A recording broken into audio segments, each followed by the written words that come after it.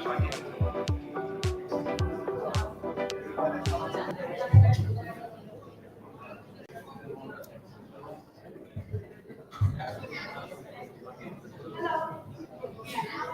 hear me?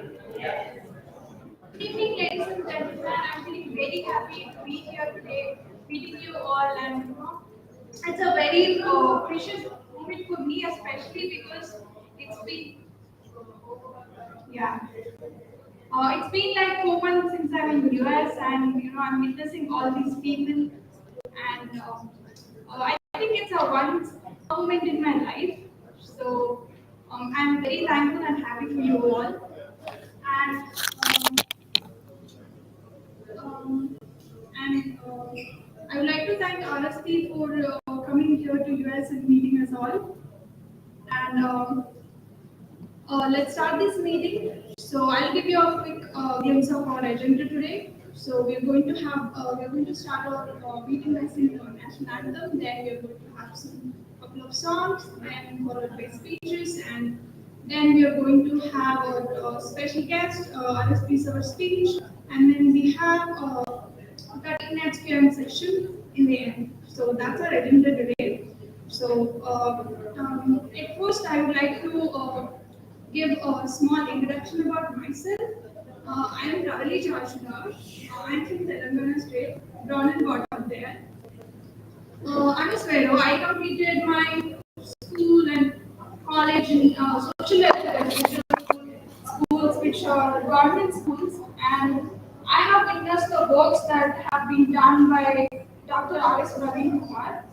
So I joined in social welfare residential school when I'm in my fifth standard. So I've spent my whole childhood there, and I'm one of the products of RSP's works. He has done, he has introduced so many programs in the schools. I have learned speaking in English by participating in English class. In which we have like 30 minutes in the end of the school where they give us a topic and then we speak for 3 minutes a day. So that's how I started speaking English.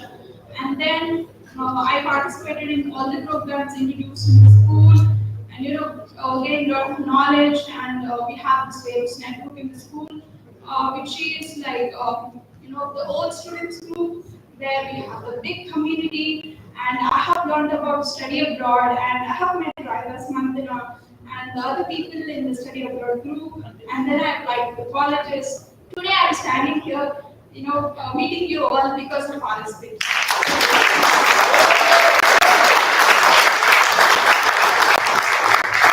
And when I started this, preparation to the study abroad, I don't even have a 15,000 rupees to, write my IELTS exam. And I took free coaching because of RSP sir's program to send 100 students to US. I got benefited from that, scheme, or you can say a program. And he trained around like some 100, 120 students. There we trained for GRE and IELTS for free. And here we have 4 of our students from, who received the coaching from the program. And we received 70,000 rupees scholarship from Sveros Network, which was founded by RSP sir and guided by Praveen sir. And we paid the admission fee because of the 70,000 scholarship. It's today I would say like I'm here because of RSP sir, and there are a couple of other students who are preparing for the exams, who are coming to the US because of RSP sir's vision and mission. And he has taught us 10 commandments, which has played very important role in my life and role in many other students. And our sparrows strictly follow those all 10 commandments. And one of my favorite is, I shall always think big and aim high. And I followed that rule, and I aimed big. And I thought of studying abroad because I don't have any money. Like my parents are not, they can't afford to send me America, by spend 20 lakhs on me or 40 lakhs, I would say. And I strictly got inspired from the commandment, and I followed it, and I never give up on my dream. And today I'm doing my master's in digital marketing at Harvard University. So and one of the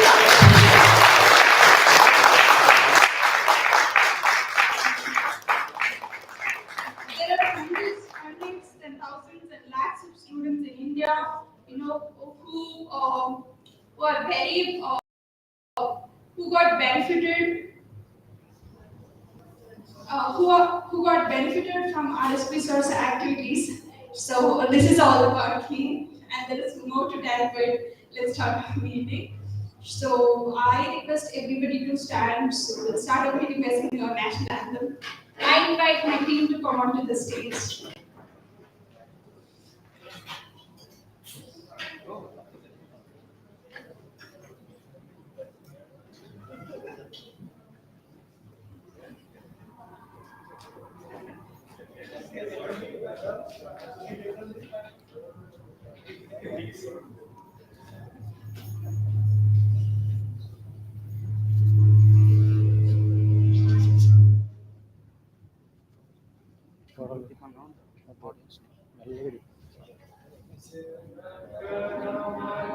अधिनायक जय हे भारत भाग्य विधाता पंजाब सिंध गुजरात मराठा द्राविड उत्कल बंगा विंध्य हिमाचल यमुना गंगा उज्जल जलधि तरंगा तव शुभ नामे जागे तव शुभ आशीष माने गाहे तव जय गाथा जन गण मंगल नायक जय हे भारत भाग्य विधाता जय हे जय हे जय हे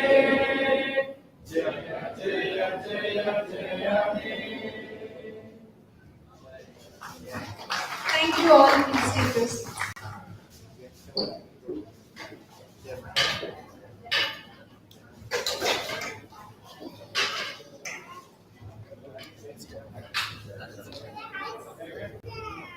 Yeah. So, first, let's start by we have an amazing singer here. He is Mr. Mahesh Atman. He is a PhD student. Now I request him to come onto the stage.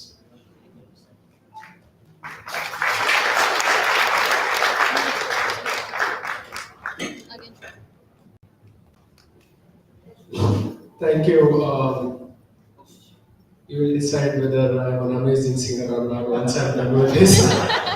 So this song, all of us know that Dr. R.S. Praveen Kumar sir spent most of his life, most of his career in police service, defending the country and working for the safety, and then eventually moved to education. So this song I am dedicating it to him, not only to him and all the revolutionaries in the history. तलवारों पे सरवार दिए, अंगारों में जिस्म जलाया है, तब जाके कहीं हमने सर पे ये केसरी रंग सजाया है। ओ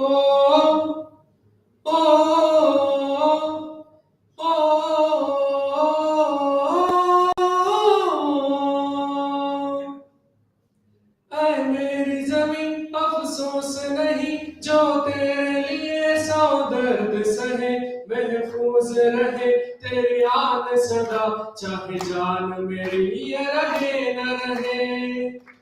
ऐ मेरी जमीन महबूब मेरी नस नस में तेरा इश्क बहे, पीका न पड़े कभी रंग तेरा, जिस्मों से निकल के खून कहे। ओ ओ ओ ओ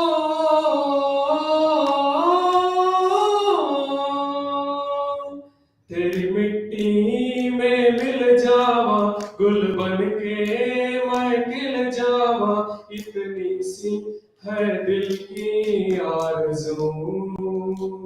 तेरी नदियों में बह जावा, तेरे खेतों में लहरावा, इतनी सी है दिल की आरज़ू। ओ ओ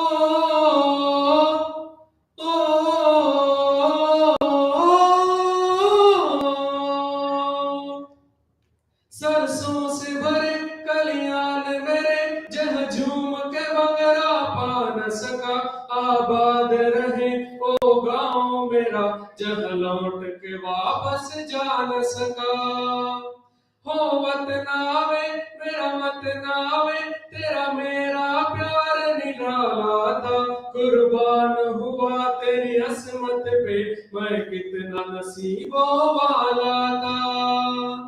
तेरी मिट्टी में मिल जावा, गुल बन के मैं खिल जावा, इतनी सी है दिल की आरज़ू। तेरी नदियों में बह जावा, तेरी कहतों में लहरावा, इतनी सी है दिल की आरज़ू। ओ ओ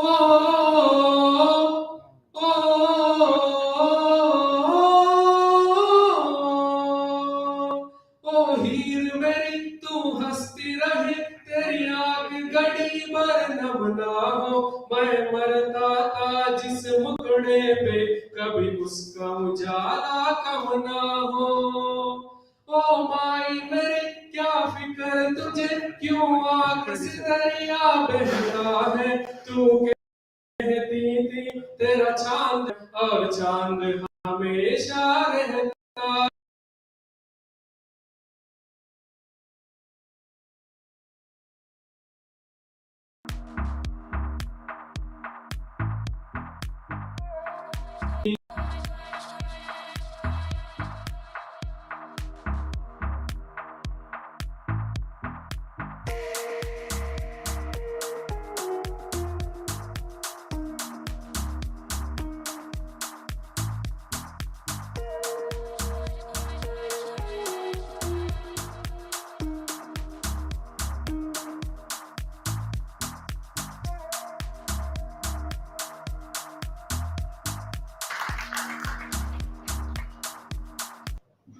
What do you say, all? He is an amazing singer. Yes, right? Yeah. So next we have one of the active person in Global NRI Forum Group, Mr. Vinay Vikas. So I request him to. Yeah. Okay.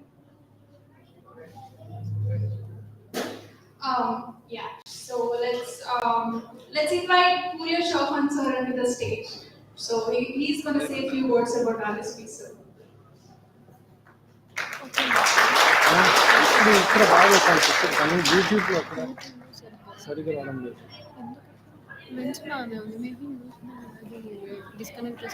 లేదు ఇది computer బాగా వస్తూ ఉంది కానీ computer నుంచి stream అయ్యేటప్పుడు బహుశా I don't have much, I haven't prepared a lot because I'm actually a quiet observer in general. But this time I said myself, I'm not going to wait because if I wait, everybody will wait. You know, there is no end to this game, right? So I said emotionally, I'm moving out. I usually don't participate in the social events or any political, but tonight, uh, thank you, sir, Dr. Praveen Kumar, sir, for a couple of things. One, you did a huge favor for Global NRI Forum to unite under one umbrella. We met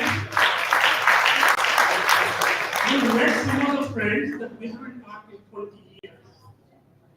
Because of RSP, if I may call RSP, we now started to realize what we missed and where are we heading. So this is the first, you know, I want to thank you a lot, thanks a lot for uniting us together. Number two, sir, I don't know how many people can give up their comforts and come to the public service. I have no words for you. I don't know how tough you are in your career. I have no, I have nothing to say anything about it. But I am wholeheartedly, I emotionally cry because how many of can give comfort of like giving 5 lakhs rupees per month and all the perks and privilege that comes. So having that given up and you came forward to do a new life, to transform the lives of the people, because that's your legacy and we are behind you, sir. So for that I want to really thank you for that. I'm really not a good speaker, but I just prepared like maybe a couple of points. Why I support the Praveen Kumar. Maybe you can also ponder on it. So, RSP is closely associated with the people that any other candidate in Telangana, even for that matter in India. Whenever we think RSP, we think common people. Common people means greatness.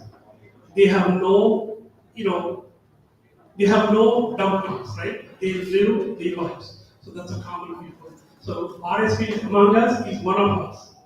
And you know, imagine he has transformed millions of people's lives through quality education.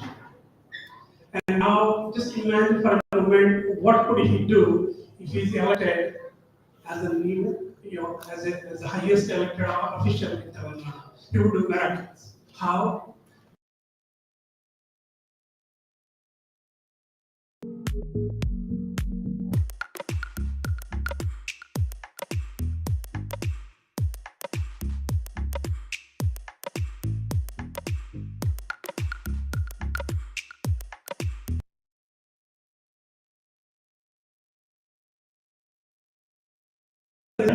In IT, what do we look at? Okay, what have you delivered so far? Look at his delivery. He's police service officer, and most recently, last 10 plus years, as a quality educator, reformer. And how did that happen? Just imagine me coming over USA. I studied also, in the school, but that zeal and this aspiration was there because I could get that tool, that's education, and now my life changed. I think it did, and my kids are here, and they are going to the top universities, and they are graduating, and they are in the mainstream. So how did it happen? This is with the one single tool, education, and he has delivered over and over, and there are millions of people who can witness that. Okay? The next one, RSP may not have that much money, but I think you realize he has heart, and he has he is accessible anytime. He is accessible through social media, anything you want. So how many of you can think that you cannot, access the next potential, CM candidate? How many of you think you can access other people? I never. I would not imagine that I would have access to some other candidates. So this is the moment that we need to support him.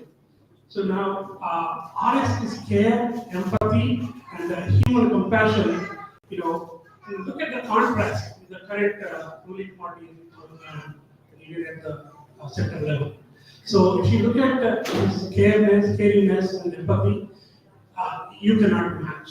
You cannot match it. So this is why I support RSP and hope you can just ponder and consider these points as you leave tonight. The next, just a quick, what am I going to do? I'm not silent here. I am going to do what I am going to do. How? I'm going to reach out back to family, help them, listen to them, educate them, and see if they can come on board with the Dr. RSP's, vision. So I'll continue to do that. Hopefully, you can also do that. Next, I'm going to, I might skip some, lunch outing and do however I help my parents. I can do whatever I want to. So consider anyway you want to support, right? But this is not a formal area where we are trying to raise any authority. This is the candidate that we need to cherish, we need to own, and we need to support him, and hopefully we will see the results no matter what, I think pretty soon.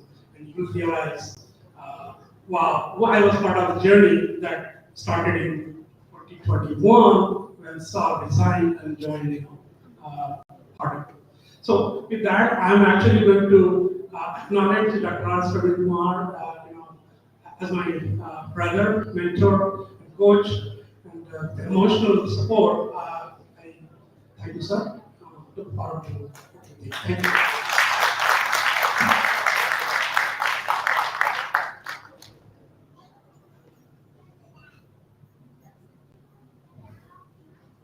Thank you so much, sir, for your wonderful speech. That was thoughtful. Um, Next, we have our event organizer, Vinay Aravalli. I invite him onto the stage.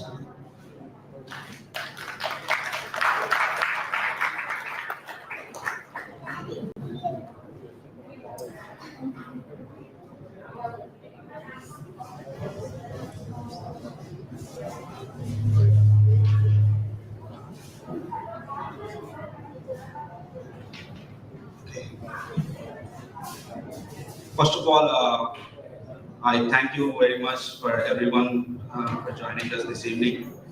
And I would thank more than enough to Dr. Kumar for being here today, in spite of his very busy schedule in India.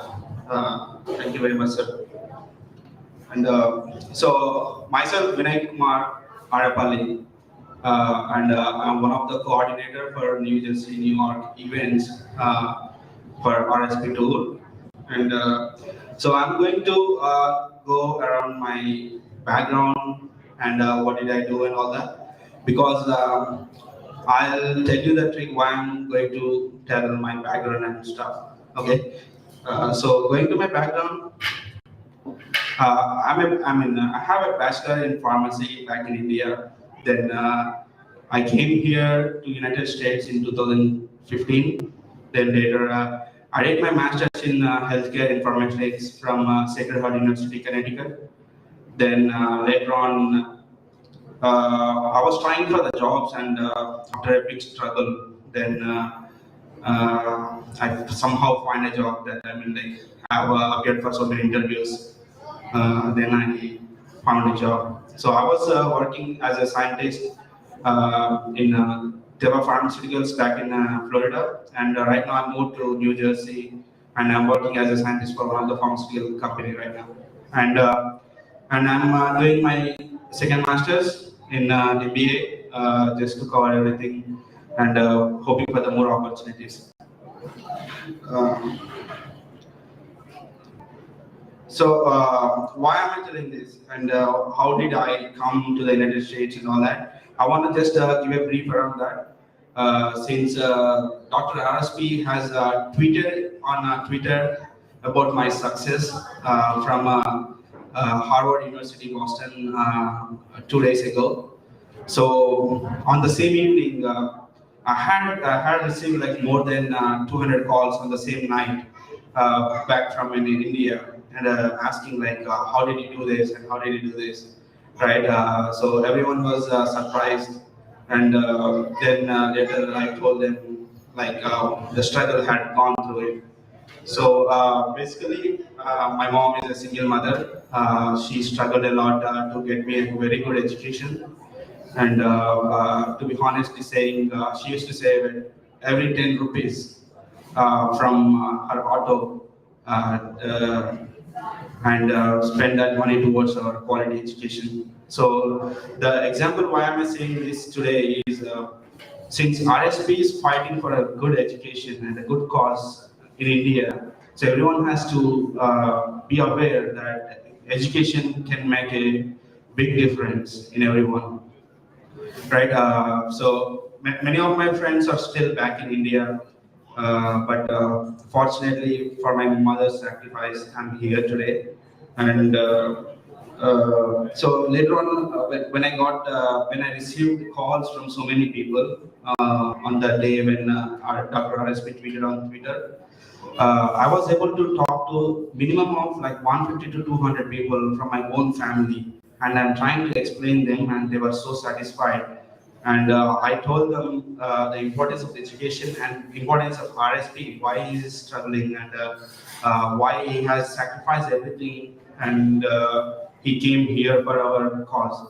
Then I was able to change the mindset of at least our family members from my mom and dad's side, maybe 100 people around. So, and this and one more example is like this afternoon, me, Ravali, and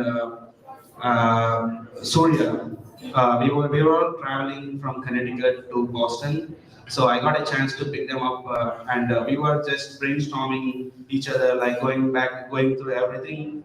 And in between three of us in a single car, we were thinking of like 150 people each. So we were thinking of like 450 people. So we can make a difference in 450 people just between our families. So how much we could do? I mean, like since I mean, like we are all here, at least we think about like 100 people each, then it's going to be a big difference.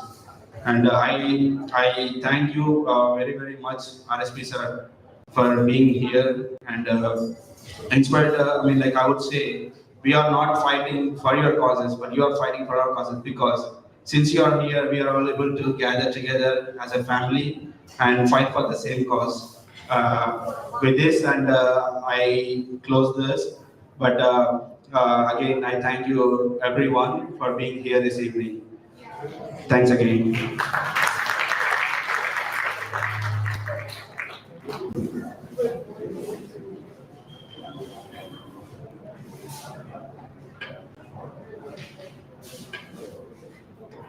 Thank you, Vinay brother. Actually, he drove us from Connecticut to here, and he was traveling, here and there, and sleeping for 3 hours. So, and I would like to invite Mahesh Guruganti to say a few words about our space.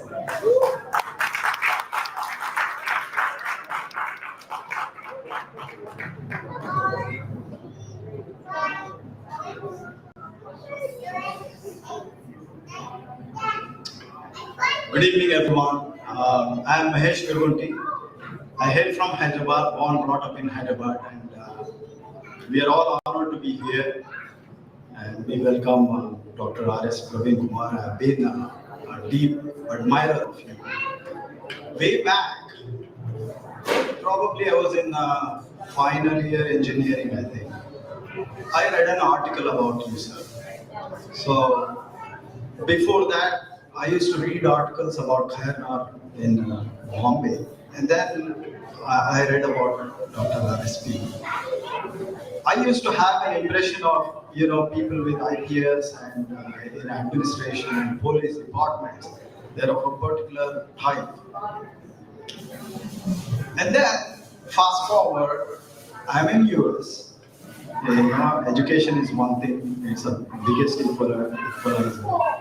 Right from childhood, my dad has been taught me that all the values from Ambedkar and all those things. So in the whole family, we are all good educated.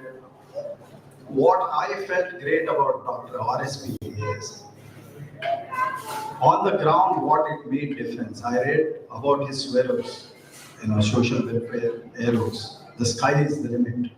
That's what it is. We see Ravali and we see so many kids here, right? That is what makes difference on the ground.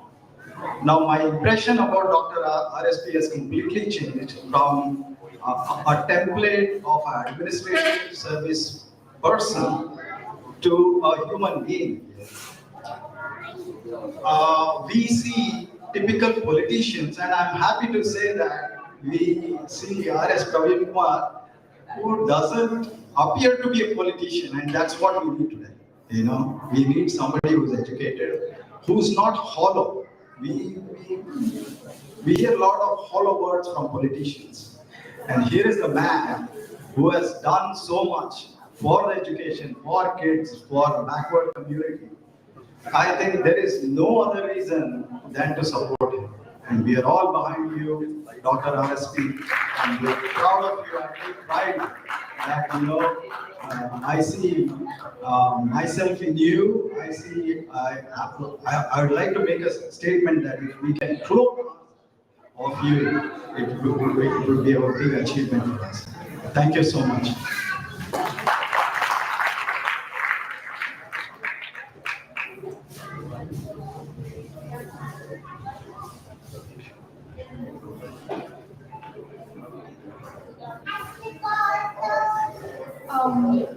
Are you all excited to meet our special people for this meeting? Are you all excited? You know who are the special people for this meeting? Say who are they? Students.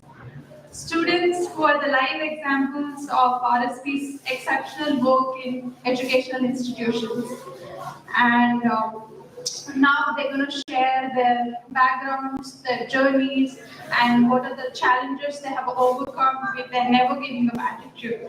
So now I invite our students to come onto the stage and share and say a few words about them. Yeah. I invite Prasanna onto the stage. Prasanna, Rahul, Rajnikant.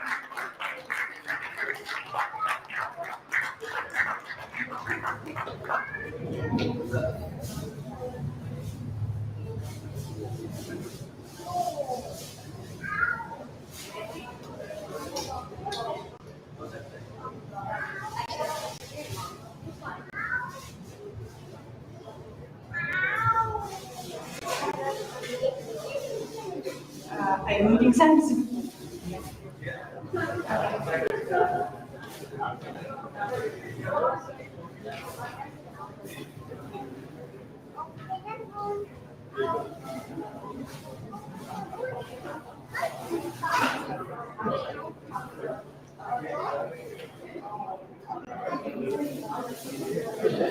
Good evening, everyone. First of all, thank you for all of you who come from different places to here to meet RSP sir. First of all, thank you, sir, for coming over here and meeting us. And my name is Prasanna. I'm from India, Hyderabad. I just came here a couple of months. It's been 3 months over here, and I'm pursuing a master's in data science in JCCT, New Jersey. Thank you. We are here only because of RSP sir, because when he was as a secretary, he has started some project like abroad education. So in that, actually he planned for 100 students, but because of some reasons, only few of the students left out and came over here. He gave coaching for all of us like IELTS, GRE, and at that time we had a COVID situation also. Even though we have never give up anyway, we tried hard and we have given exams also, and we applied for all the universities, and then we got good universities of each of one. Actually, we had support from all of the sirs, higher officials like Royal sir, Sharad sir, and Koya sir. Whenever we needed financial support and technical support and mental support. In some days, we are like not even think of whether we can come over here to yes or not. But only because of RSP sir and behind the higher officials like Koya sir, Royal sir, because of them we are here, and thankful to each and everyone, namely because only you people are there behind us to support each and every situation. And I met Praveen sir at first time in 2015, but there is a situation like he used to give a sphere fellowship to all the bright students who are studying and who are in a need.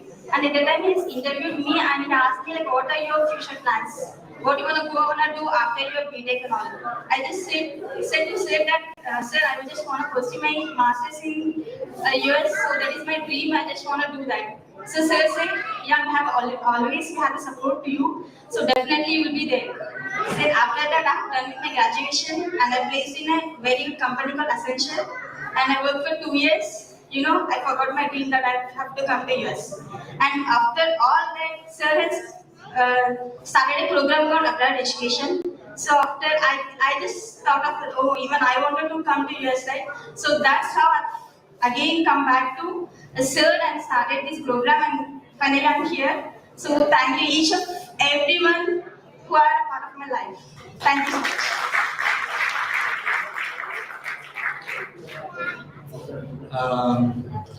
Hi, myself Rajnikant.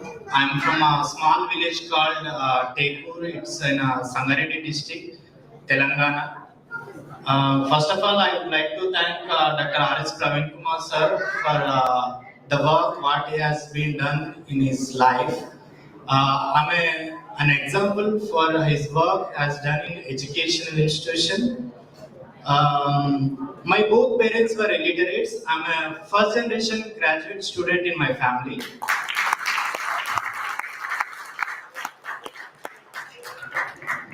Yeah, and I tried a lot. Like I have started my process from 2 years before I get into US. I've done my GRE and IELTS with the help of R.S. Praveen Kumar sir by a program called the Overseas Scholarship Program. I'm benefited with that program, but before coming to US, I don't have money to pay my tuition fees. It's around 6 lakhs. So I did all process. At the end, my visa got approved. At that moment, I don't have any support. At that time, I called Rai sir, and he said, "You're coming US. Don't worry about the fees." And I came US. Rai sir and Sharat sir both were paid my college fees. It's around 6 lakhs. After that, I met Dr. R.S. Praveen Kumar sir as it has happened so far. So sir congratulated me. From then, Rai sir started a program called Study Abroad. I was the first student who was benefited with that program. From me, it started. Now we are around 300 people. We are all guiding students till now. Around 36 students were approved their visas for this semester, and the most students are waiting to give their application process and their exams. We are guiding all of them to get into US. Could you imagine an IPS officer? He don't have his own house till now. How he sacrificed his life. One day, I'm sure, I'm promising, I'm working on something other than my studies. I'll make him proud one day, for sure. So this is my promise. In the next 5 years, I'll make him proud. Thank you for giving this opportunity, and thank you Rai sir and Venkat sir, Praveen sir. Thank you for all your support. This is not me, like with respect to my family background, with respect to my financial status, this is not me. But today I'm standing here just because of R.S. Praveen Kumar. It's not about the things, but he gave us a commitment. He gave us that thought to commit ourselves. Like, I don't have a dream to become a doctor. I thought to become a doctor, but unfortunately I missed out. But I make I make things satisfied in my life, and I've also gone through many challenges in my life, especially financial challenges. But this is not me, so that's what I want to say. In my life, growth rate is like so fast. 2 years back, I'm a normal student. When I was joined in my bachelor's, I did my bachelor's of pharmacy in India. And now I'm pursuing my master's in pharmaceutical sciences. The first day when I went to the college, I don't know about the English, but I have participated in a program called IPS Club. I don't know about anything, but my professor asked me, you can say something about what you have done so far. So I chose the topic called Sveros, and I spoke for 15 minutes. He was like, he's congratulated me at that time. So I was very happy, and thank you for being a support system to us, sir. Thank you so much.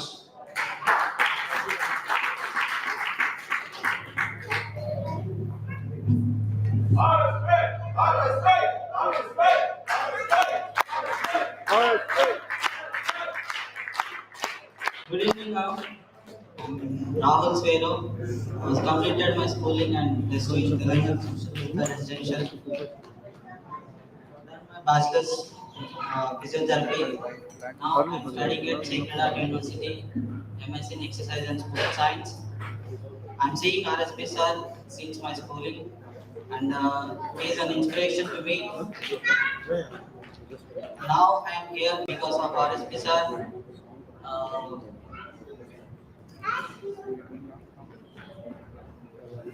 I don't have much financial stability.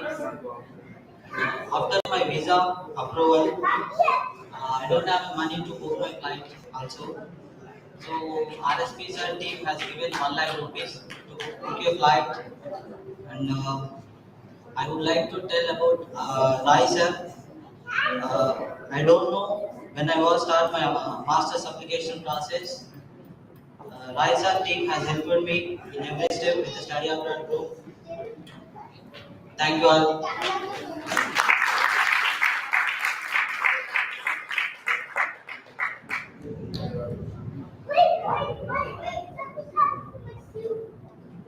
Hello everybody, this is Surendra. I have completed my schooling social work from 2000, 2005. So I completed my schooling in 2002 to 2005. And after that I completed my physiotherapy. And after that I know about Ambedkar Overseas Scholarship. I used that opportunity to come to IPS. At that time, I didn't know about RSP, to be honest. After I come to US, I struggle a lot. So just like everybody. From past 4 or 5 years, I'm watching him. I've been following him like on social media and news channels. After watching his speeches and his working style and towards the poor people and towards the poor people education, and now he is moving to politics to make us better for better society. After watching all this, I am inspired and I come here to see him and follow him closely. So that's it. That's what I want.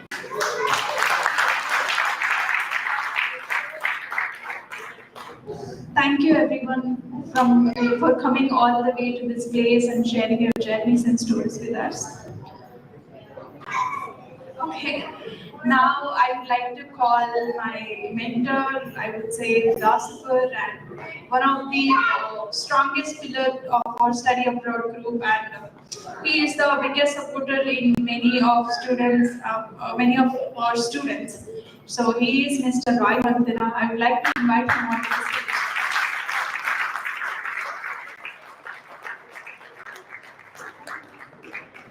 Thank you, Ravali. Good evening, everybody, and thank you for this opportunity. And Jai Bhim to all. Jai Bhim to all. It's a Saturday evening, family time, friends time, and also it's a summer, end of summer. You could have gone to some other places, sightseeing, Canada, Mexico, but you chose to be here. Thank you very much for that. And it's my honor to introduce Dr. R.S. Praveen Kumar. And first time I met him in 2004, I believe, around 2004, 2005. I heard a lot about him in the news as a police officer, and I wanted to meet him someday. So I waited few years, but I met him. And Dr. Venkat, myself, and few friends, you all will be surprised. Back in those 2005, we wanted to get him out of the police job. Seriously. And he is actually planning to pull out of US to join BSP. So he has his game plan, and we had our game plan. And at the time, the BSP president was Nalla Surya Prakash. We both had intention to support him. And to make a story short, 2008, we were actually ready to join BSP. And Mayawati came to Hyderabad, and it didn't happen for some reasons. And then the plan was there. Then we wait until 2021 when he announced his resignation to the job. I know that is going to come out someday. It may be a year or 2 years, but I was not sure exactly when that. We never spoke about. Anytime we used to speak, we talk about education issues, how we can strengthen our students. We took the program from the 10th class. These poor, needy kids go to 10th class, okay? Up to 10th class. And after 10th class, and maybe some 11th class, 12th class, they're out, they're on the road. He took that program to the degree, to the masters. And now you saw all these kids. I call them with the love kids, okay? They're not kids. They're men, they're women, they will be scientists, they will be scholars. And someday, when I get too old, Wall Street says, Roy, you're not fit. Maybe I'll go to them for a job.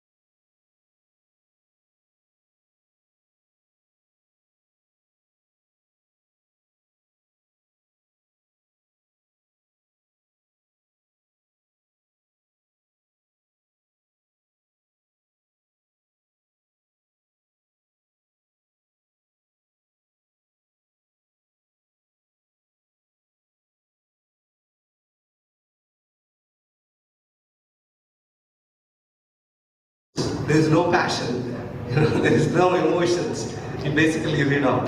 So there's a lot of information about Dr. R.S. Praveen Kumar on the internet, YouTube, Facebook, Twitter. He was a police officer, and he became a secretary of education system, and he worked in that system for 9 years. And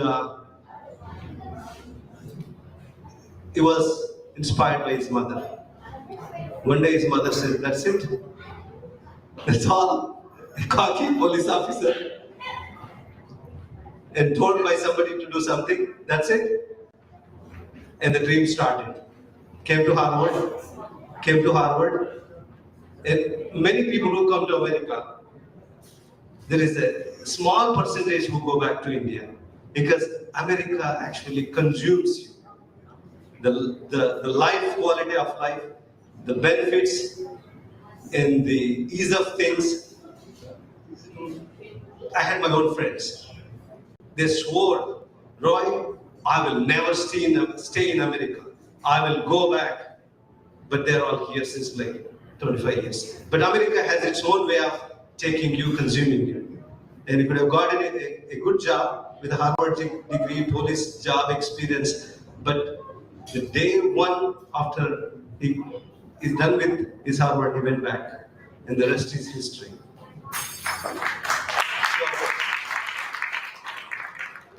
And I had trouble with him for more than 16, 17 years. My wife knows, my family knows. I have enormous respect for him, lot of respect.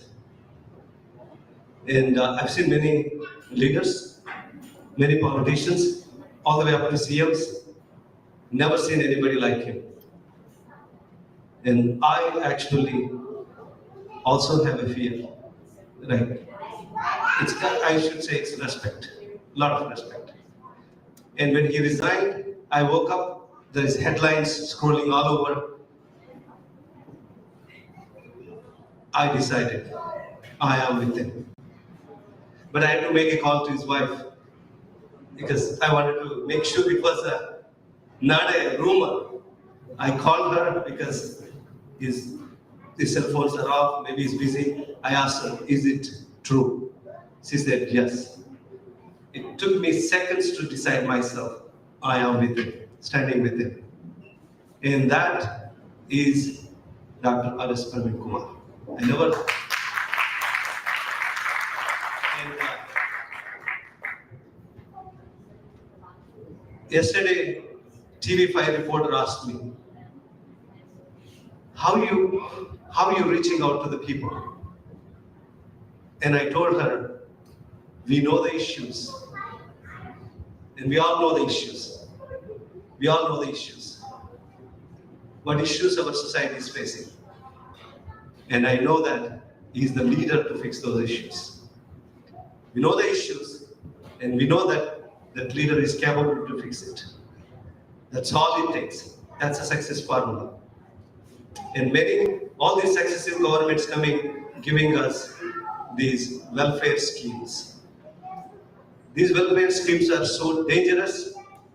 They put you in poverty perpetual. But he is here to teach us how to fish.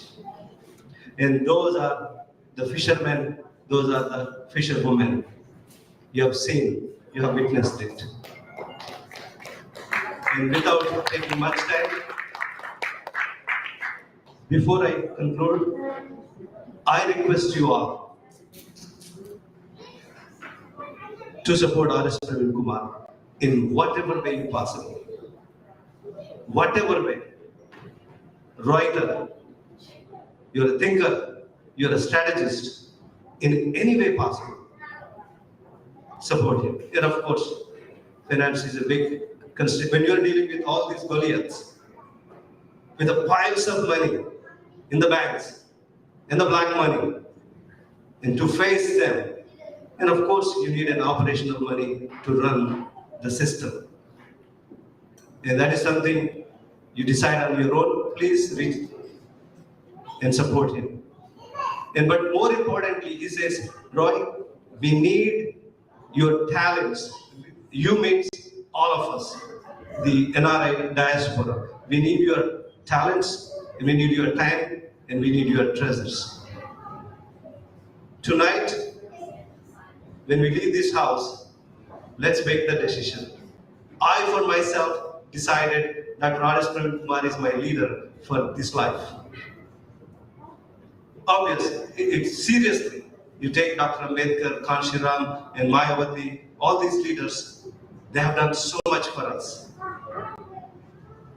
And we owe them our lives. Every generation gave a choice for us to choose a leader. And let's cautiously choose those leaders. He gave up the job which could have made him so powerful in the state, in the country. But he gave up. He came to serve the people. And thank you again, Dr. R.S. Praveen Kumar, for giving everything to come forward to serve the state and the nation. And when we are deciding a theme for his visit, we are really struggling, like, what is the theme? What is the theme? He said, education.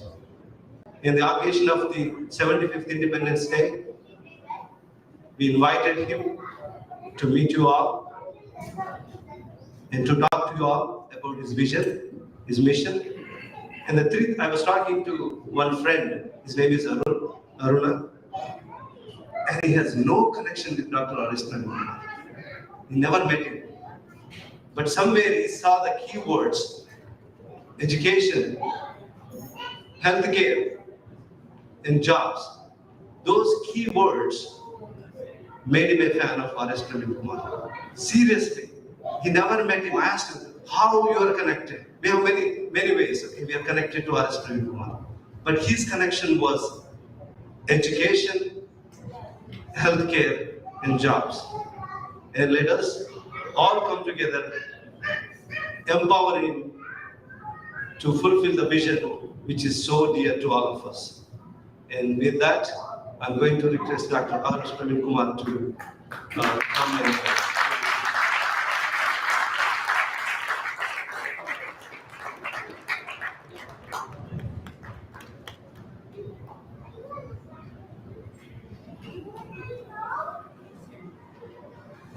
It's time for our awaiting moment. Ladies and gentlemen, this is my honor to welcome our special guest, my mentor and founder of Spheros Network, and a true believer in education to change the world and India. I welcome Dr. Praveen Kumar to the stage.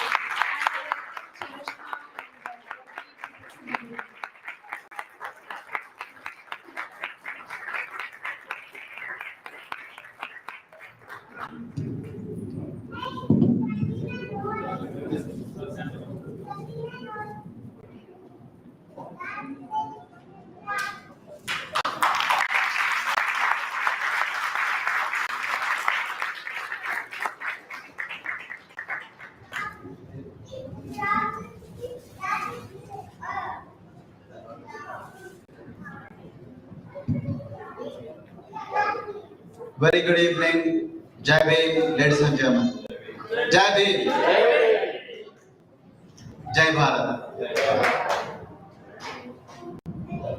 At the very outset, I thank Global NRI Forum for organizing such a wonderful evening by calling people for the last maybe how many weeks, I have no idea, only Purya knows.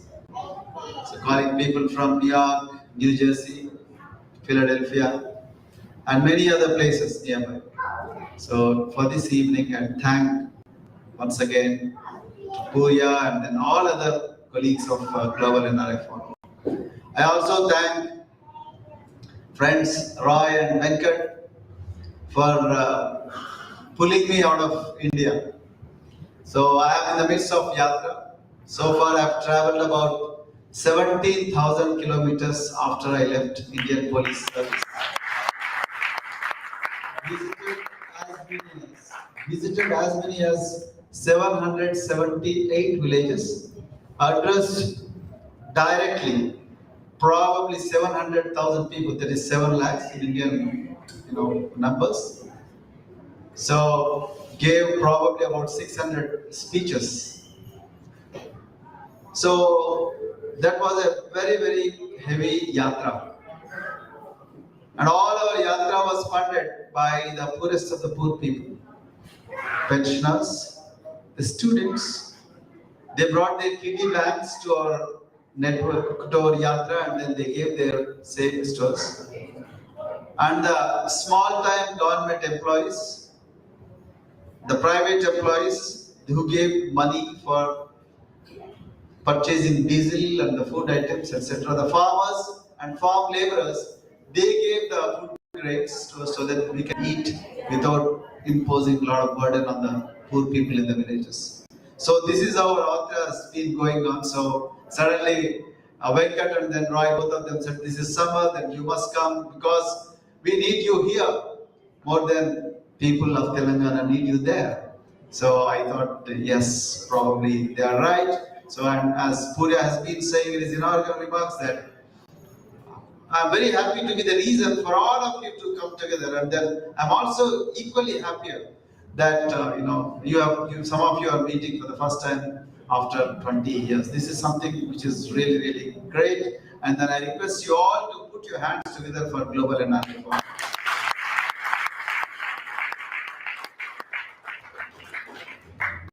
Friends, I'm not going to take much of your time, but you have already seen what I have done, what I did in the last 10 years as an educator, and you have seen the backgrounds from which they come, from which they came, and how they struggled through the entire journey, and then how they landed in this country called the US, the land of milk and honey, which is popularly called. So today I'm not here to repeat all those things what they have said.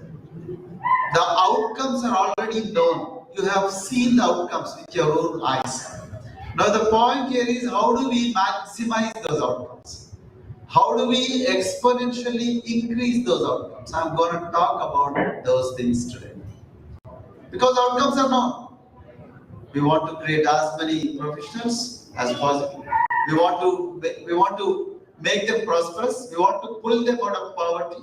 All these things are very good ideas, noble ideas. But how do we bring them? So that is a task, that is a challenge which we have before us. I have been always not satisfied. I never got satisfied with what I have achieved in my life. So when I was very young, my mother pushed me out of my village. And then she wanted me to get out of the village because many people were dying by drinking liquor, which was easily available. She thought I would have also followed the same path and lost my life, and I stayed in my village. She pushed me out of my village. So they joined the social welfare hostel. Had I stayed in my village, probably I would have been dead by now. So then I came to the social welfare hostels. They worked very, very hard, despite so many problems. So many problems, so much of corruption. Still, I stayed put in the social welfare hostel, and then I graduated. I completed my 10th grade, and then after that I went to intermediate, that is plus 2. In US you call it as high school. So from there I went to the university for the first time. Then by then I already got medical seat, MBBS, but I didn't want to go there, and then I wanted to pursue veterinarian job, the Bachelor of Veterinary Science and Animal Husbandry. Then from there, so after I finished my veterinary science, then many of my colleagues joined veterinary sciences profession, but I wanted to join agriculture because I wanted to see that field as well. So after I completed agriculture and then having got a gold medal, then my confidence levels got really boosted. Then we did all these things despite discrimination.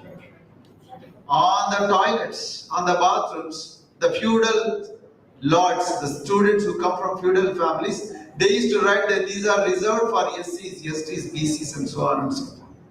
But that was a kind of discrimination that we had faced when we were students. But we survived all that. We fought against that kind of feudal oppression, and then we successfully came out of that, and then we joined. I joined Indian Police Service after having toiled for about 3 years, because this happens to be one of the toughest exams in the country.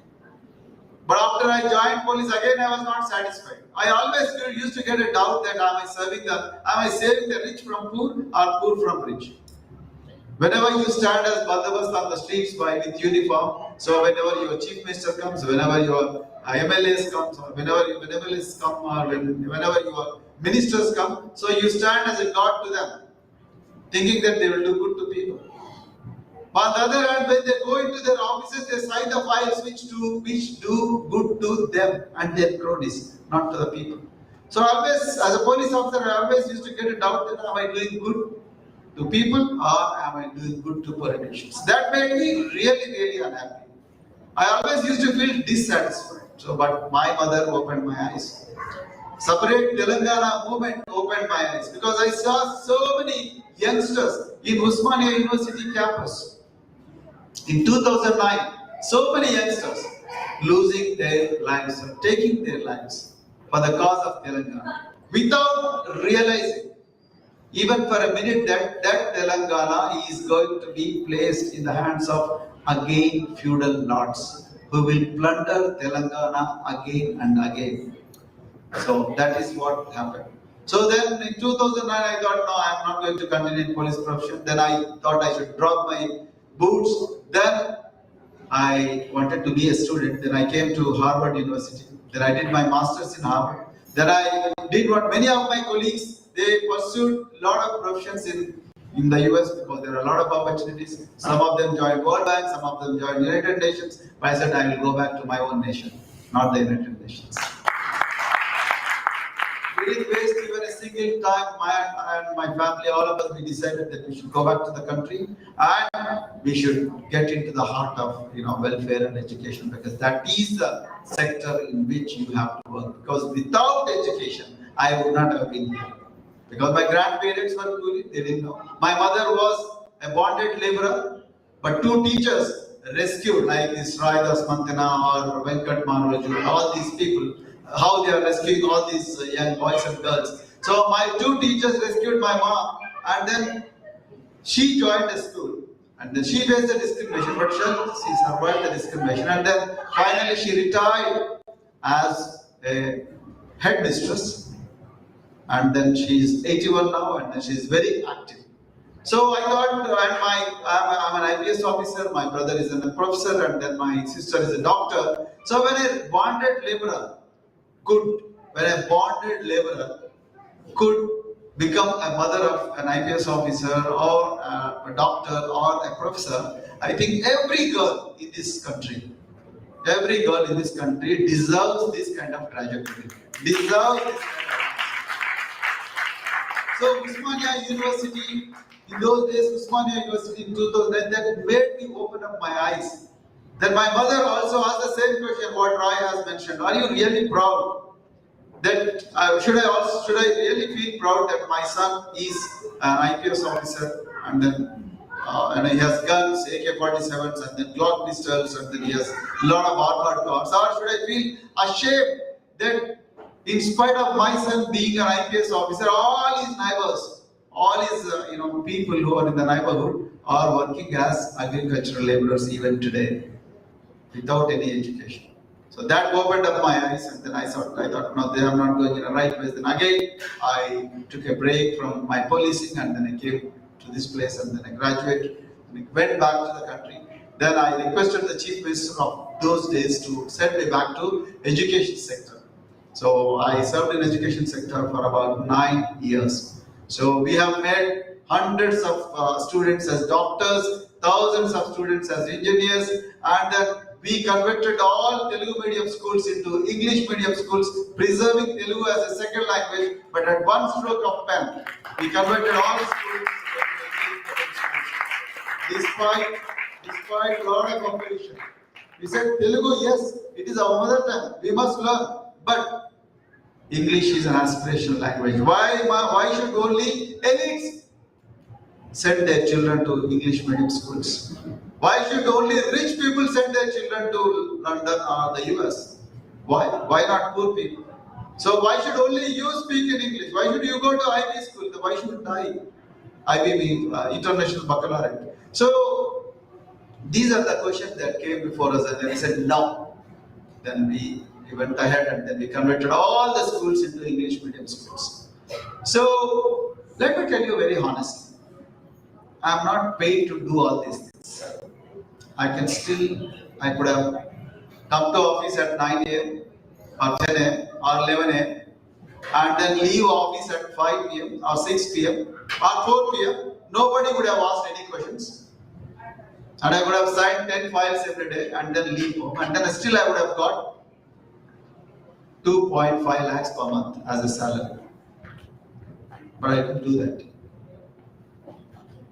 None of these things I got instructions from my chief minister. So no chief minister has instructed me to do all these things.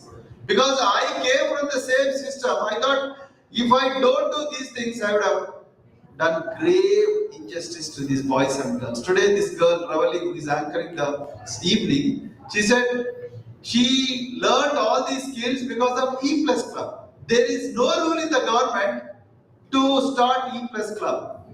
I hope you understand what I'm trying to say. There is no rule in the government to start horse riding for these poor boys and girls. No, nowhere it is written. In fact, in Rajasthan, if a person who is from Dalit community, even if he is an IPS officer, mind you, even if he is an IPS officer, if he is ST or SC, if he rides a horse, he will be stoned to death. I came across a news. An IPS officer who is supposed to be protector of law in a district, he wanted to marry, and then in marriage in North India you have Bharat Prasan. So for Bharat Prasan you have to ride a horse. To ride a horse, he goes to the nearby police station and then applies for permission. Please provide me protection to ride a horse. You understand what I'm trying to say? And a police officer is asking another police officer to give protection so that he can ride horse safely for his Bharat Prasan. But we wanted to challenge that. We wanted to challenge that. On one hand, in one part of the country, the people are being stoned to death for riding horses. We wanted to introduce horse riding for all the students. Right? Particularly girls. We wanted to challenge the assumption that horse riding is an exclusive domain of only a few elites, as researched by Manaspati. So we wanted the children to cross the borders, particularly girls. We had sent about 250 girls at 1 year before pandemic to different countries without any escorts. We had launched one youngest girl to the Mount Everest, world's youngest mountaineer. Even today, that record holds good. She is the youngest ever female to have scaled Mount Everest. We have launched Dr. B.R. Ambedkar's image, a photograph, and placed it on Mount Everest, peak of Mount Everest. In fact, it deserves much better position, but we thought we should pay tributes to the social reformers, Mahatma Jyotirao Phule, Dr. B.R. Ambedkar, Sant Narayana Guru. Sailing used to be an exclusive domain of only rich people. The people who are from armed forces, people who are from navy. Then we picked up the children from the poorest of the poor slum localities in Hyderabad and surroundings, and then we picked them up and then we made them sailors. Today we have 50 to 60 students who are sailing in Arabian Sea and then Bay of Bengal.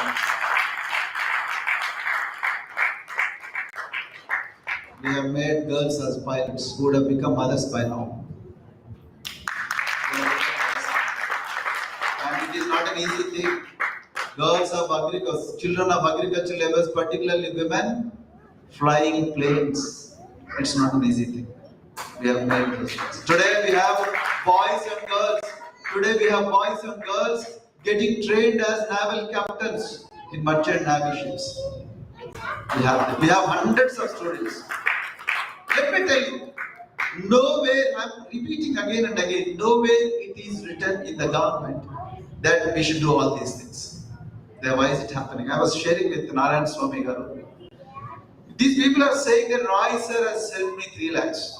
Praveen sir has helped me 70,000 rupees. What is this? Is it not a matter of shame? The place where government should be doing all these things, and now people are at the mercy of individual donors. Then where is the tax money going to? This is where I decided, exactly for this reason, I have decided to quit my service. In 2021, our chief minister, I don't want to name him, I'm not against any person, but I wanted to tell you the truth. He wanted to win the elections somehow. So his game plan was to give 10 lakh rupees to every Dalit family. Because there are, in a constituency, there are 50,000 votes belonging to scheduled castes. So 10 lakh rupees to every family. Then he said, yes, these people will become prosperous if I give you 10 lakhs. Then I opposed it. There is a Chinese proverb, you give a fish to a person, he will consume for a day. If you teach him fishing, he will continue to fish every day, even without your support. It's a common sense. I said, no, please don't give. You instead invest in schools, invest in vocational courses, Invest in language courses. Send them to other countries. I mean, they will earn money and then send them back. You know, you give a card to a person who do not have even a place to stay. And then where will he keep this card? How will he drive? Where will he get the petrol or diesel from? So we opposed it. Then he said, no, I want to win the elections. Somehow. So the program went on. You know what is the budget he has allocated for that? 17,000 crores. On the other hand, we have hundreds and thousands of children who are living like chicken in the rickety accommodations where the classroom and the dormitory both are same. You understand what I'm trying to say? Children are staying in the place where classroom and dormitory are same. In all universities in Telangana, there are 3,000 professor vacancies, 3,000 professor posts, of which only 800 are filled up. 2,200 posts are vacant. And who will study in these universities? So try to appreciate the problem, where our politics are heading. Same is the case with Government of India, same is the case with many states. Then last month I went to Delhi before I came to this place. Then when I went to Delhi, there is a place called, every state has some bhavan. We have Telangana Bhavan, Maharashtra Bhavan, you have UP Bhavan, where all the dignitaries come there. So when I went to Telangana Bhavan, about 50 to 70 students, boys and girls, they came to me and they started crying. Then I said, why are you crying? Sir, we are studying in Delhi University, we are studying in Jawaharlal Nehru University, we are studying in this university, that university, and they are from the poorest of the poor community. Some of us, we escaped marriage and then came and studied in these universities, but now our hostel is closed. They asked, why is it your hostel is closed? The government is supposed to run a hostel for you. No, sir, government says now, there are better universities in Telangana, so better go and study in Telangana, but don't tell me that you are studying in JNU. Jawaharlal Nehru University is supposed to be the premier, one of the best universities in the country. Even people from Africa and then all other countries, they come here and study. The University of Delhi is supposed to be the best university in the country, and the students who study in those universities, they don't get hostel.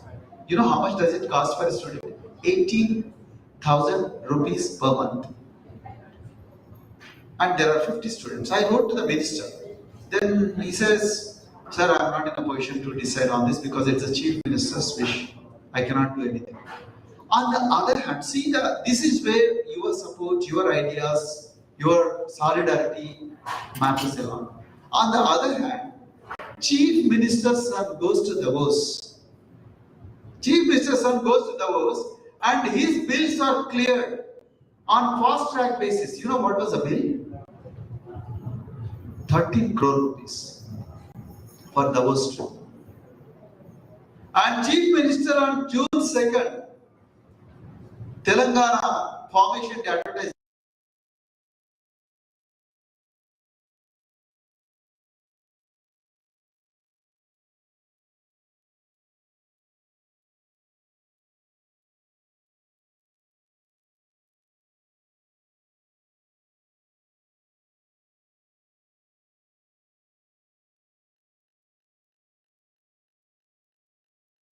Request, give us 1 lakh rupees so that we can we can board the flight and then come here. So what state should be doing? State is not doing. They want to enjoy their life. They want to enjoy their comforts. Now there is a conspiracy in this. Try to appreciate this. No state run by feudal lords will invest in education of masses. In my state, there are 4 crores of people, of which 1.8 crores do not know how to read and write. I was just sharing with one of the gracious ladies in the evening in this snack session. I have traveled, I have told you already, I have visited about 778 villages. None of the villages in these villages have told me that they need a good education. They need good education. And I got really shocked because education, is it a supply good or demand good? I thought it would be a demand. From all poor people, sir, please, we want to see my children also like you.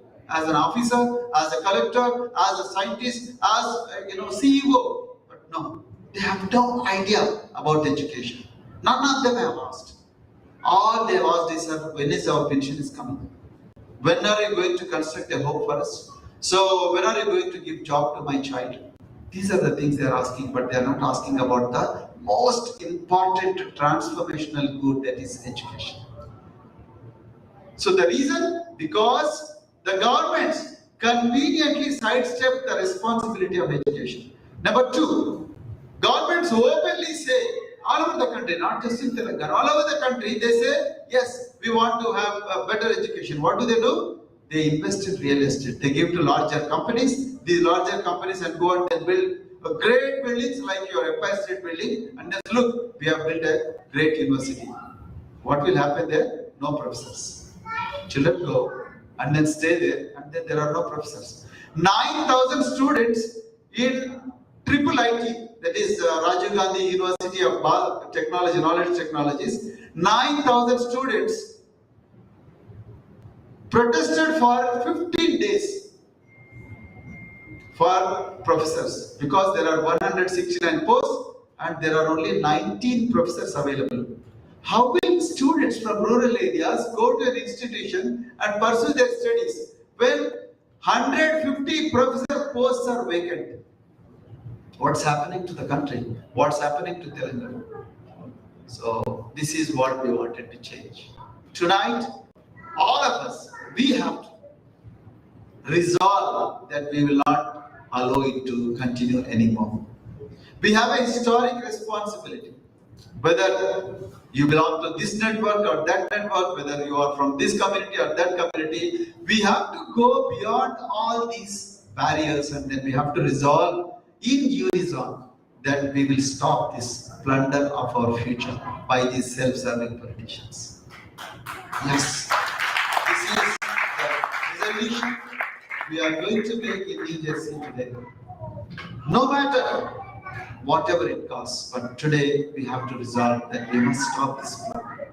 We have to dethrone these bandicoots from those citadels of power. If we don't dethrone them, they are going to plunder us for another decade. They are going to plunder. Because we are the people who voted. The voting rights are given by Dr. B.R. Ambedkar. So we are the people who are voting, and then we are the people who are always at the receiving end. We don't want that. We must not allow this. We are all educated people, so we have a historic responsibility. If we restrict ourselves to our families, or if we restrict ourselves to a smaller world, we are not going to do any favor. There is a lot of crisis in the motherland. There are a lot of crisis in the motherland. We must think about what's happening in motherland. We must think about the people who are suffering in motherland. We must think about the politicians who are plundering the future of our students, future of our next generations in the motherland. We must also support the politicians who are fighting, well-meaning politicians who are fighting these self-serving politicians. The self-serving politicians in the motherland. That is the reason why I'm here, my dear friends. So my request is, please support us with your ideas. Please support us with your valuable time. Please support us with whatever resources you have. Please support us. We are not going to waste all those things. Whether the ideas, or whether it is ideas, or the talent, or the time, or the treasure, whatever it is, please do think about the things that are happening here. So with these few words, I thank you once again. So I wish you all the very best, and then I have no words to, thank you for the affection, Global NRI Forum. So thank you once again. Jai Bhim and Jai Bharat.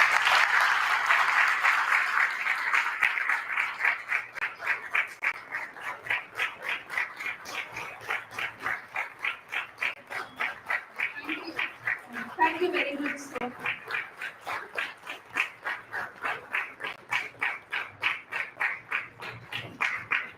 Now we are going to have a question and answer session. Yeah. RSP is going to answer all your questions. If I know the answers.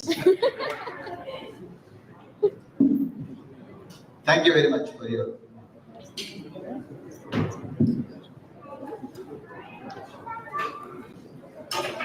it's an already 10 o'clock meeting. As I said, if you don't mind, one table at a time during the Q&A session. The former table can start the dinner. I apologize if there is any delay, but I think we are just on time. So please you start the Q&A, but the table, closer to the food, stall can just start going one table at a time if you don't mind with that, sir. Sorry, ready to answer any question.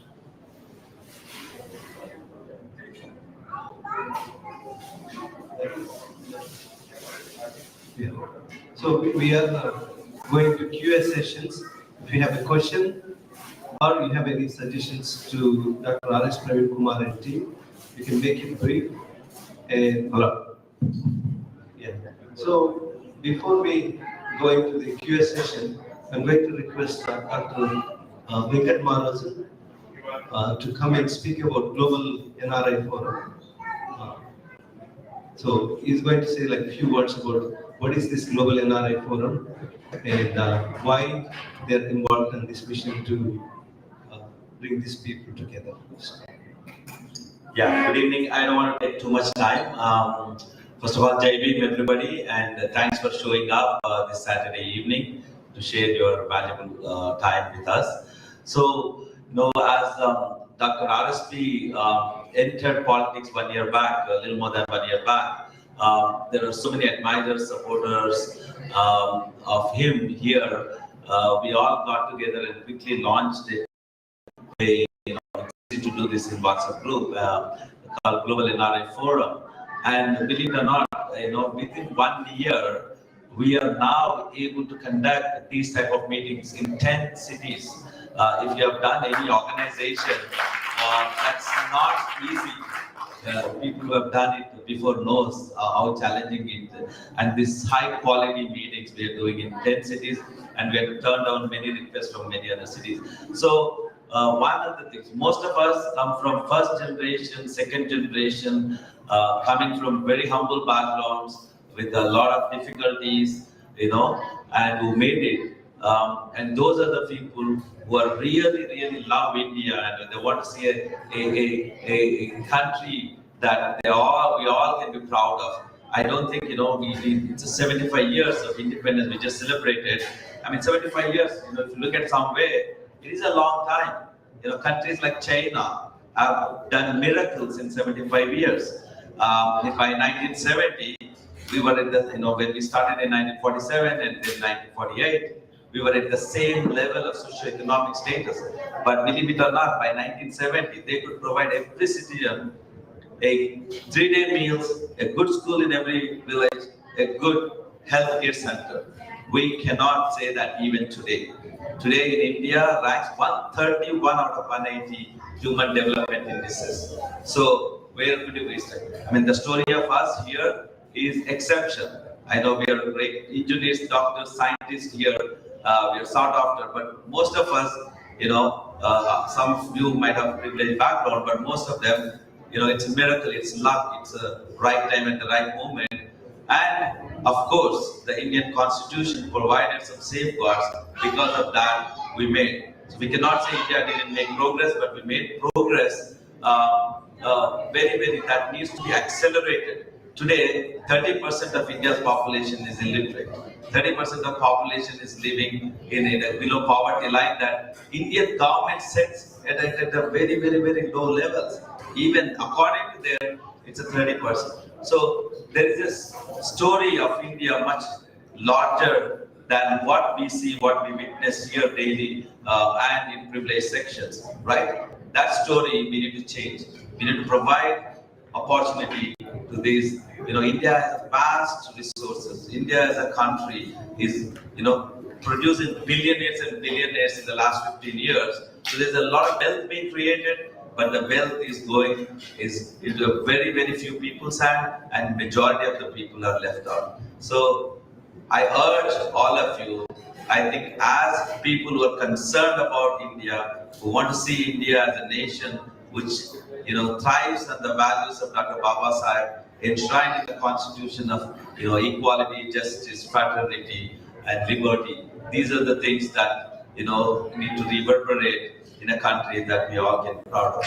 So The tour that is starting, we had a very good meeting in Boston yesterday. This is the second stop. Then from here we're going to Charlotte, then Chicago, Washington DC, then Detroit, Dallas, and Florida. I miss Florida and Atlanta, then Bay Area. So that's it until September 9th. So wherever your friends are there, and some of you actually came from, like Bhuvan came all the way from California, Satya, and Srini, Manjula, they came from Washington DC. So they please, if your friends, your well-wishers, please ask them to come and join us. And thank you all for this time. Jai Bhim. And I think now the question and answer session will follow. Thank you.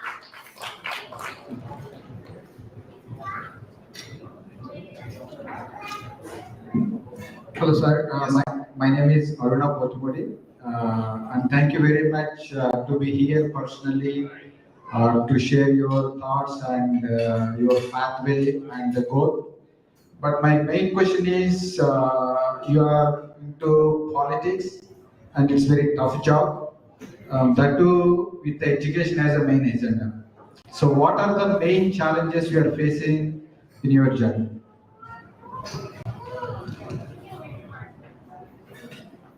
The first challenge is convince people that education is the most important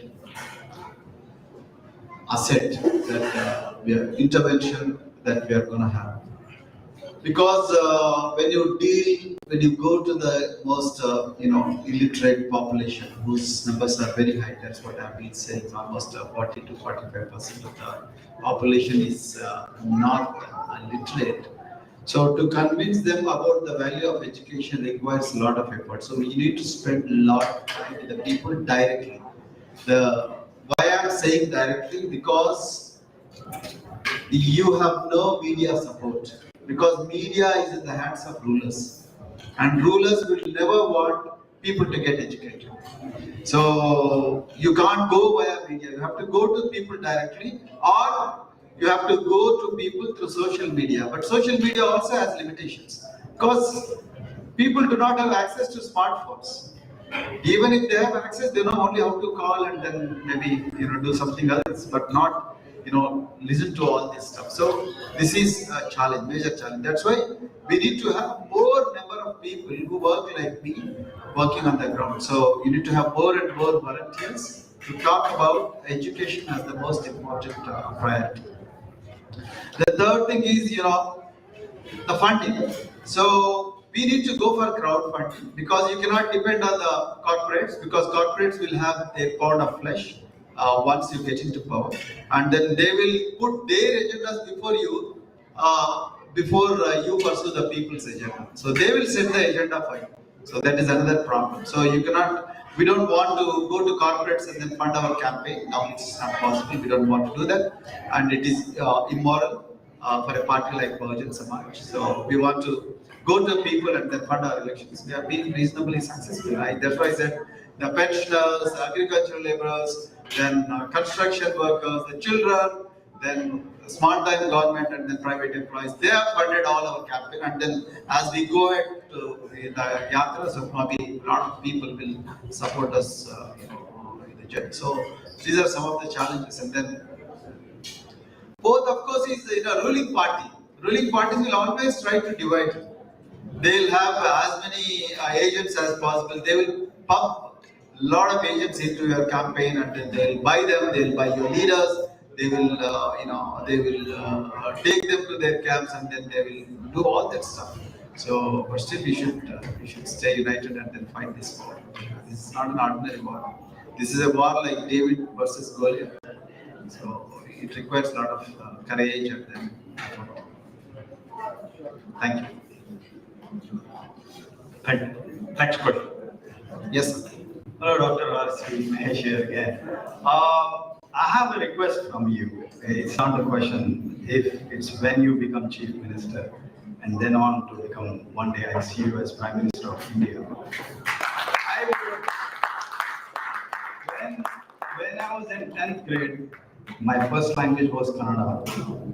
I studied in Hyderabad, but I had a non-detailed book on Dr. B.R. Ambedkar. I asked my friends around here, good chunk of them are North Indians. I asked them, have you had this subject on Dr. Baba Saheb in your school? To my surprise, more than half of them said no. So my request is, when you become Chief Minister and Prime Minister, could you please introduce Baba Saheb's life history in the primary school itself? And the second request I have is, just like as we do in US here, a concise part of Constitution. I think it's very important for Indian citizens to understand, although it's a bigger thing, some kind of a summary in a concise way to be consumable by primary, school children onwards. It's very important it saddens me to think that Dr. Ambedkar's life has been just reduced to a Dalit leader. He was much more tolerant personality. So my request is, the second request is to introduce a concise form of constitution. Sure. Both requests are very, very important and then very impactful, and they will transform the generations. And then definitely, we have this idea because, if you see Bahujan Samaj Party's rule in Uttar Pradesh, they have created huge parks and then huge complexes, glorifying the life and times of not just Dr. B.R. Ambedkar, but Mahatma Jyotirao Phule, Sant Narayan Guru, Periyar Ramaswamy, Gautam Buddha, a lot of other social reformers and then the people who giants of social justice. So it is very much part of our agenda, and then protecting the constitution and promoting the constitutional values, and also preserving the life and times of Dr. B.R. Ambedkar, celebrating the life and times of Dr. B.R. Ambedkar are very, very important part of our agenda. So definitely it will happen. It will happen. But current government is trying to wipe it out. I want to tell you, in same Karnataka, the current government is trying to wipe out all the great legacy that these great people have created. So they're just wiping out, and then they're bringing a lot of other unscientific stuff into the syllabus, which is very sad. So that's why political power is extremely important. That's why Baba Saheb has said, Dr. B.R. Ambedkar has said, political power is the master key through which you can open the doors of progress. So you need to have that political power. So when you achieve that political power, you need to be united. You can't be divided.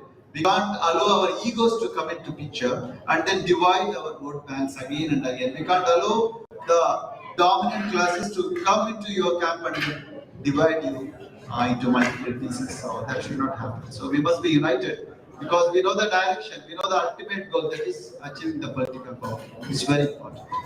We'll definitely preserve. Thank you very much for this.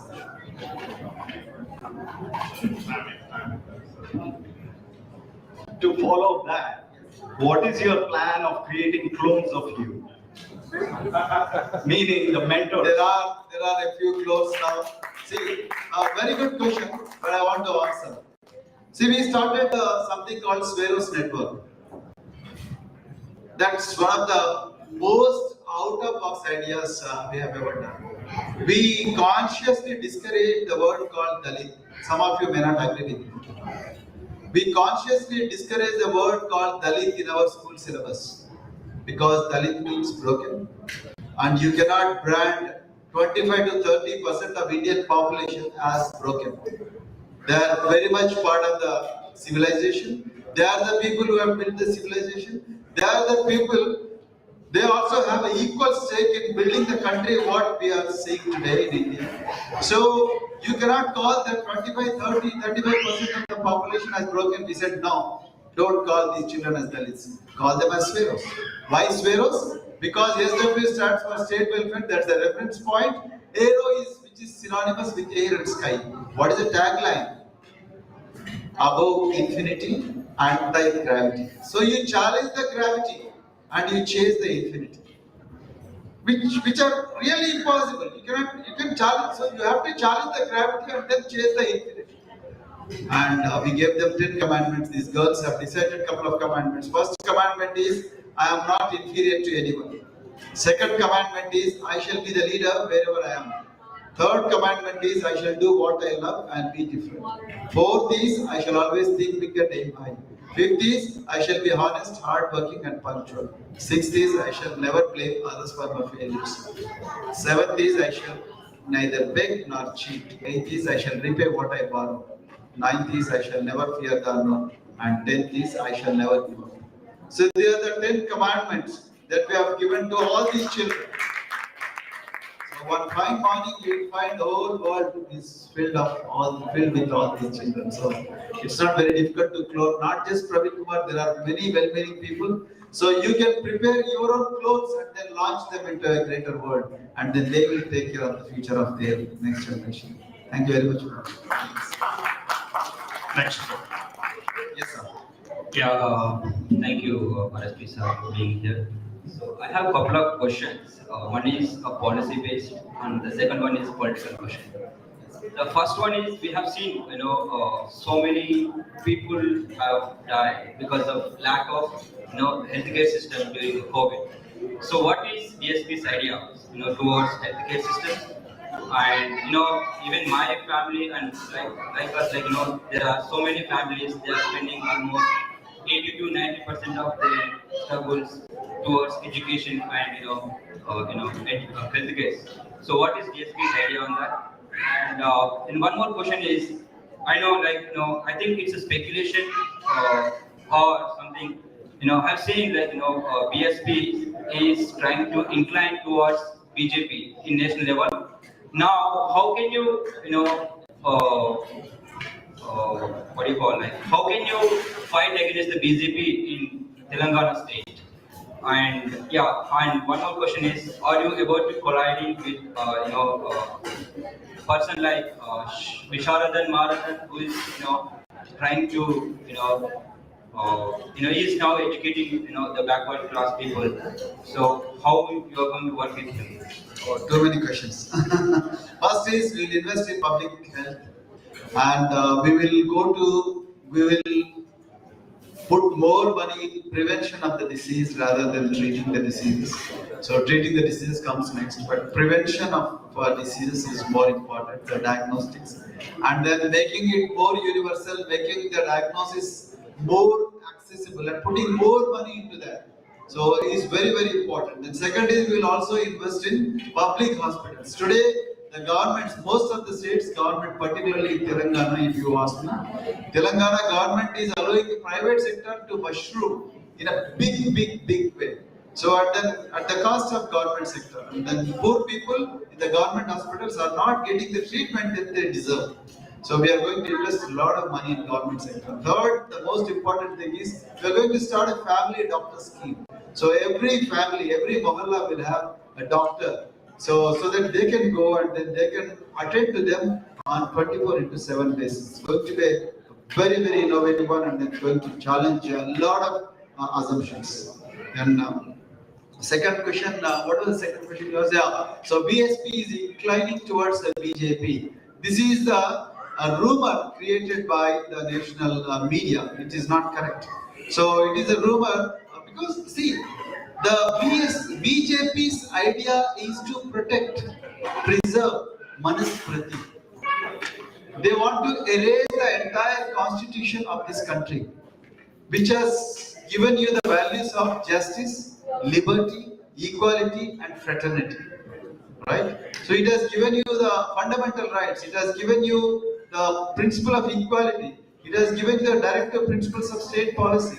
But today, the BJP and RSS combined, they want to erase all this and they want to bring all together a new constitution. Already RSS people have given the first draft of new constitution, which is based on Manusmriti, Ramcharitamanas, and they have clearly mentioned in their new constitution there won't be any voting rights for both Christians as well as Muslims. They will be okay, they can stay in our country, but we will not give them any right to vote.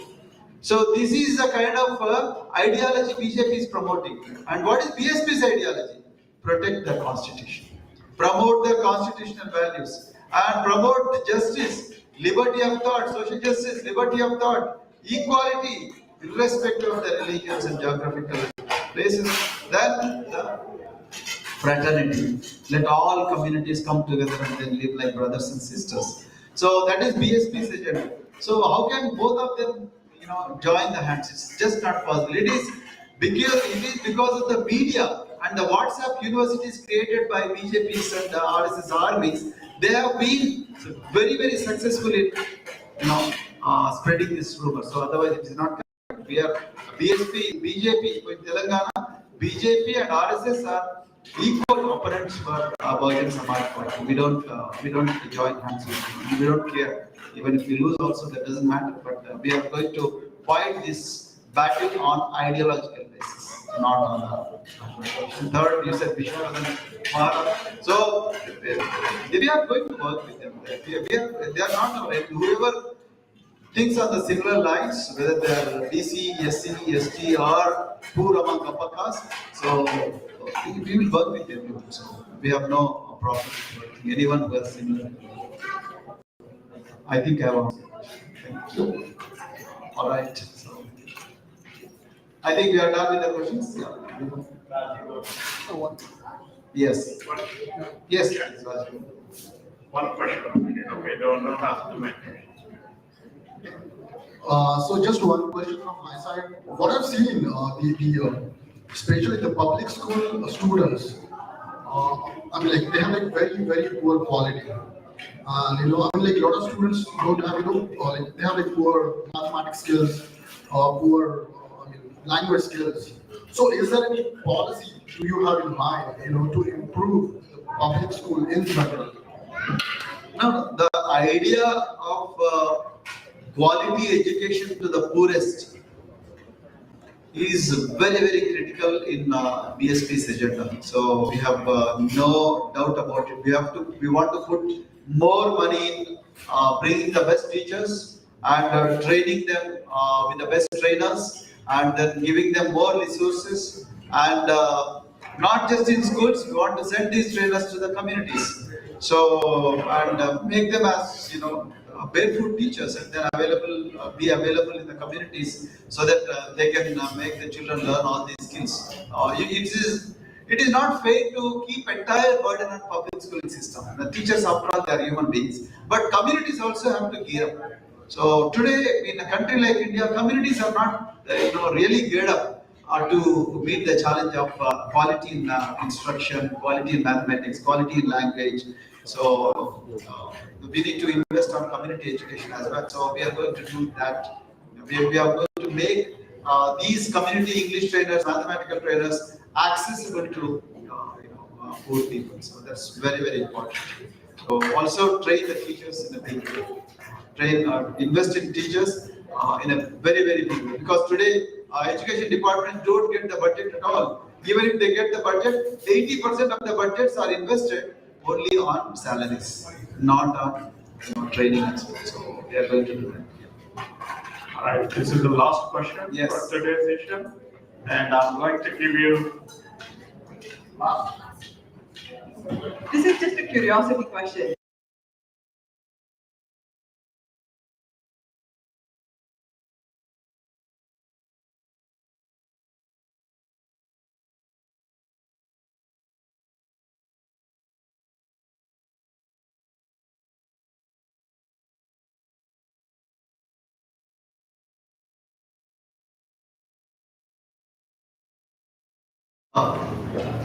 Theorized by Manishri Kanshi is it is not about Bahujan identity. Is a very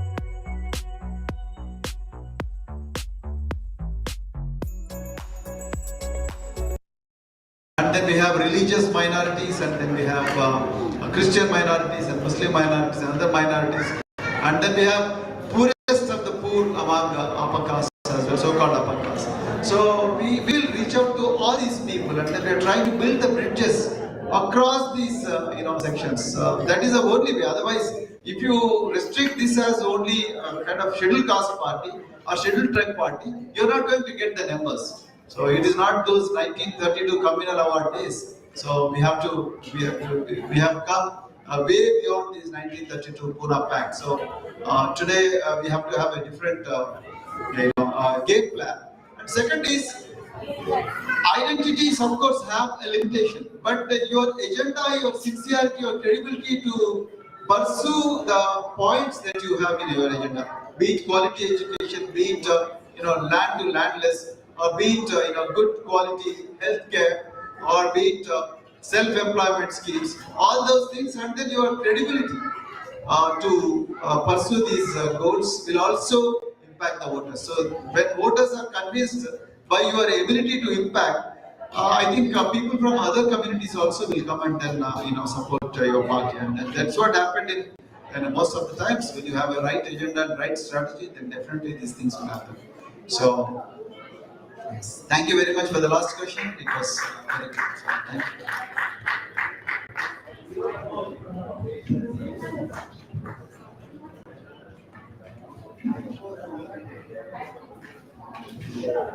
Thank you, sir. Thank you for answering all the questions. And I want to add something to the clone questions asked by someone.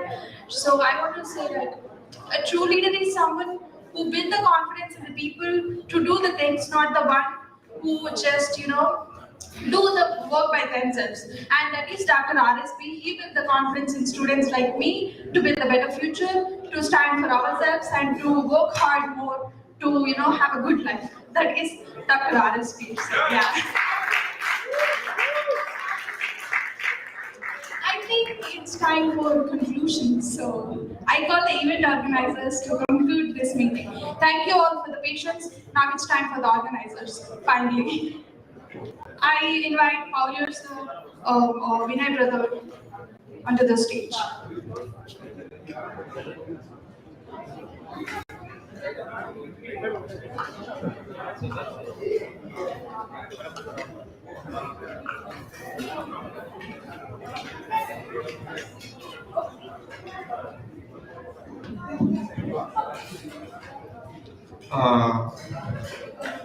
Okay. Thank you so much, guys, for joining us this evening. And I would say this is like a festival here because I think most of us don't know each other, but this is a great place to catch up and work on a great mission. And I would like to thank all the organizers, especially Mr. Venkat Maraju, Raidas Mantena, Puria, Rajini Kant, and everyone who worked for this great cause from New Jersey and New York events. And I would also thank everyone for joining and have a safe travels back your home and have a good night. And try to finish the food, okay? Thanks. I think we'll take one just one snap picture, just for memory. And one more thing, out of station folks, came like Srini, Mandela, Santiago, so many people, right? I mean, our brotherhood in Monroe, AIC, our classes study group, so many people. I'm able to meet in person for the first time. So I thank each and everyone for coming over here. Really, I hope we were on time. We've been on time. I think you enjoyed everything. And you consider doing what we spoke. Thank you so much. Thank you so much for coming here and sharing with us. Thank you. Thank you all. Enjoy the food.